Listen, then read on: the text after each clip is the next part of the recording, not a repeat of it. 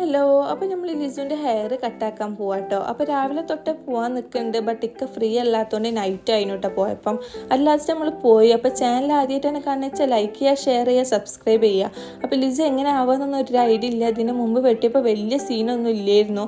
But ഇപ്രാവശ്യം അവിടെ പോയപ്പോൾ തൊട്ട് അവൻ ഭയങ്കര കരച്ചിലായിരുന്നു. ആ ഒരു ഏട്ടൻ എടുത്തോട്ട് വരുമ്പോൾ തന്നെ സൈഡിലേക്ക് തിരിയലും കരയിലൊക്കെ ആയിട്ട് നല്ല സീനാക്കിനു കേട്ടോ. കുറേ ബുദ്ധിമുട്ടി. ഇക്കയാണ് പിടിച്ചു കൊടുത്തത്. ഫോണിൽ കാർട്ടൂണൊന്നും ഇട്ട് കൊടുത്തിട്ട് അവൻ നോക്കുന്ന പോലും ഇല്ലായിരുന്നു. ഭയങ്കര കരച്ചിലായിരുന്നു കേട്ടോ. ഹെയർ കട്ട് ചെയ്യുന്ന സമയത്ത് ഏതാ മോഡൽ ചോദിച്ചപ്പോൾ നമ്മൾ സൈഡും ഫ്രണ്ടും മാത്രം എടുത്താൽ മതി എന്നാണ് പറഞ്ഞത്. ബട്ട് അതിന് പോലും സമ്മതിക്കാതെ അവൻ തേങ്ങി കരഞ്ഞുകൊണ്ടിരിക്കേനു. അറ്റ് ലാസ്റ്റ് നമ്മൾ കുറേ സമയം എടുത്തിട്ടാണ് അവൻ്റെ ഫിനിഷ് ചെയ്തത്. അവൻ്റെ കരച്ചിൽ കാരണം കുറേ നിർത്തി പിന്നെയും സ്റ്റാർട്ട് ചെയ്ത് അങ്ങനെയാണ് കേട്ടോ ഫിനിഷ് ചെയ്തത്. ഇതാണ് ലാസ്റ്റ് ലുക്ക് വന്നിട്ട്. പിന്നെ ഇക്കാക്കും ഹെയർ കട്ടാക്കാനുണ്ടായിരുന്നു. ഈ ഒരു ഷോപ്പ് വന്നിട്ട് SP കോവിലിലെ സ്റ്റുഡിയോ 7 എന്നാണ് കേട്ടോ ഷോപ്പിൻ്റെ പേര്. ഇവിടെ ലേഡീസിനും കിഡ്സിനും ജെൻസിനും ഒക്കെ ഉണ്ട് കേട്ടോ.